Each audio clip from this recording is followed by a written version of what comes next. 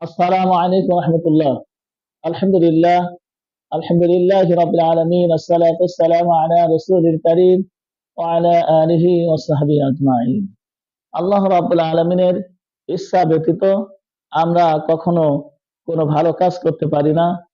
তাই প্রত্যেকটি কাজের ক্ষেত্রে আল্লাহ রাব্বুল আলামিনের প্রতি আমাদেরকে ভরসা করতে হবে। আল্লাহ রাব্বুল আলামিন পবিত্র কুরআনুল কারীমের মধ্যে ঘোষণা করেছেন, "কুল লা আমলিকু লিনাফসি যাররাও ওয়ালা নাফআন ইল্লা মা শা আল্লাহ।" আল্লাহ তাআলা নবীজিকে উদ্দেশ্য করে বলেন, তুমি বলে দাও, আল্লাহ রাব্বুল আলামিনের ইচ্ছা ব্যতীত আমি তো আমার নিজের জন্য অপকার এবং উপকার করার মালিক নই। সম্মানিত ভিউয়ার্স, হযরত ইমাম গাজ্জালী রহমতুল্লাহ আলাইহি তিনি আত-তিবরুল মাসবুক কিতাবের মধ্যে একজন বাদশাহ সম্পর্কে তিনি বর্ণনা করেছেন।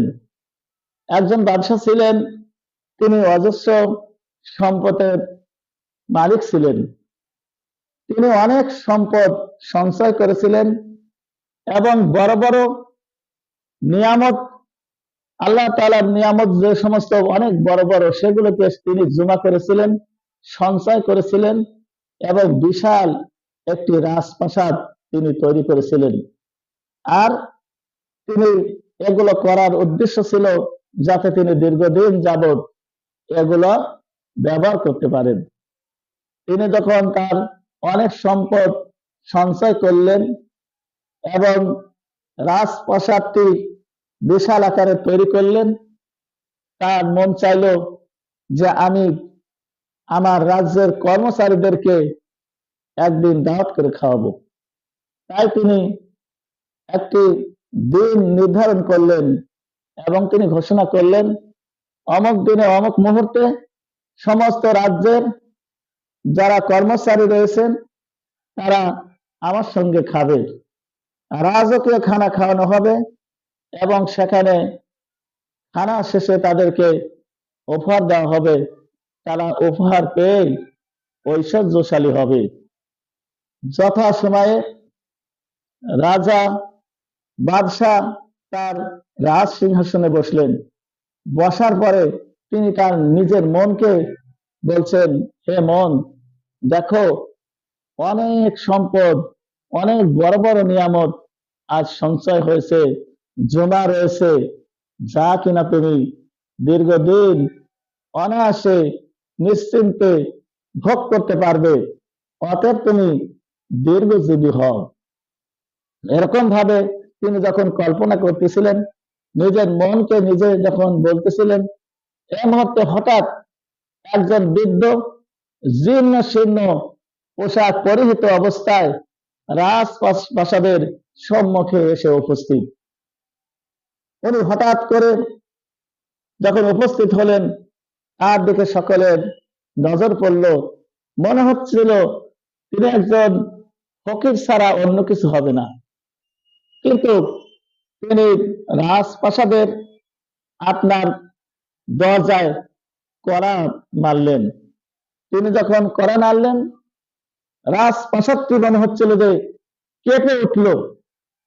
প্রত্যেকটি দরজায় অনেক শক্তিশালী বীর পুরুষ তারা পাহারাদার ছিল।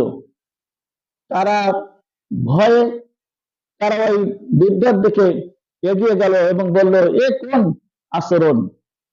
তুমি একটু ধৈর্য ধরলে তো ভালো হতো, কেননা আমরা যে খাবার খাবো, খাওয়ার পরে কিছু খাবার তো বাঁচবেই, সেখান থেকে তুমি খেতে পারবে, নিয়েও যেতে পারবে। বৃদ্ধ বলল যে না, তোমার রাজাকে গিয়ে বলো সে আমার সঙ্গে দেখা করুক, তার সঙ্গে আমার কাজ রয়েছে। পাহারাদার বলল, তুমি এমন কে যে আমাদের রাজা তোমার সঙ্গে দেখা করে কথা বলবে? তুমি আমাদের রাজাকে হুকুম করার কে? বৃদ্ধ বলল, আমার কথাটা তো অন্তত রাজার কাছে পৌঁছাও। তখন রাজাকে যখন বলা হলো, বৃদ্ধ আপনাকে দেখা করার কথা বলছে এবং সে আপনার সঙ্গে কাজ আছে নাকি কথা বলবে। রাজা বলল, তাকে কি তোমরা ধমক দিয়ে তাড়িয়ে দিতে পারলে না? পাহারাদার বলল, আমরা তো তাকে চেষ্টা করেছি, কিন্তু সে আমাদের কোনো কথা শোনে নাই। পুনর্বার বৃদ্ধ আবার জোরে সরে কড়া নাড়লেন রাজপ্রাসাদে। তখন রাজপ্রাসাদটি মনে হচ্ছে আরো পূর্বে অনেক জোরে সরে কেঁপে উঠছিল। কেঁপে উঠল রাজপ্রাসাদ। সমস্ত পাহারাদার এবং সৈন্য সামন্ত তারা লাঠিসোঁটা নিয়ে, অস্ত্র শস্ত্র নিয়ে, সশস্ত্র আপনার বৃদ্ধকে আক্রমণ করলেন। বৃদ্ধ বলল, তোমরা স্থানে দাঁড়িয়ে যাও, আমি হচ্ছে মালাকুল মউত, তোমাদের রাজাকে আমি নিতে এসেছি, তার জান কবজ করতে এসেছি। রাজা শোনা মাত্রই সমস্ত পাহারাদার তো ভয়ে আতঙ্কিত হয়ে সবাই চুপচাপ দাঁড়িয়ে রইল এবং কাঁপতেছিল। রাজা বলছে, যেহেতু আমার অনেক লোক রয়েছে, আমাকে রেখে তাদের কাউকে না কাউকে নিয়ে যাও, যাকে পছন্দ হয় তাকে নিয়ে যাও। তিনি বললেন যে না, তোমাকেই আমি নিতে এসেছি আর তোমাকে নিয়ে চলে যাব। তখন রাজা বলছে, হায়, সে বাদশাহ বলছে, আমি ধিক্কার জানাই আমার এই সম্পদকে, যে সম্পদ, যে প্রাসাদ আমাকে আমার আল্লাহ রাব্বুল আলামিনের কাছ থেকে আমাকে দূরে সরিয়ে রেখেছে, আমি এই সম্পদকে ধিক্কার জানাচ্ছি। আল্লাহ রাব্বুল আলামিন ওই সম্পদকে, ওই সম্পদের বাকশক্তি ফিরিয়ে দিলেন। সম্পদ বলছে, হ্যাঁ বাদশাহ, কেন তুমি আজকে আমাকে ধিক্কার করছো? কারণ কি? তোমাকে এবং আমাকে আল্লাহ রাব্বুল আলামিন মাটি দ্বারা তো সৃষ্টি করেছেন। অতএব তোমাকে দেওয়া হয়েছিল, আমাকে দেওয়া হয়েছিল তোমার কাছে আমার দ্বারা যেন তুমি উপকৃত হও, কিন্তু সেই সম্পদ তুমি যথাস্থানে ব্যবহার করো নাই, বিধায় আজকে আমি তোমার কাছে শত্রুতে পরিণত হয়েছি। অতএব আমাকে কেন ধিক্কার জানাচ্ছ? সম্মানিত ভিউয়ার্স, এরপরে আজরাইল সাল্লাম কিন্তু তার জানটা কবজ করে নিলেন। তার আর খানাও খাওয়া হলো না, তার আর প্রাসাদেও থাকা হলো না। আল্লাহ তাআলা বলেন, আইনামা তাকুনু ইদরিকুমুল মাউতু ওয়ালাউ কুনতু ফি বুরুজিন মুশাইয়াদা। তোমরা যেখানেই থাকো না কেন, মৃত্যু কিন্তু তোমাদেরকে পাকড়াও করবেই।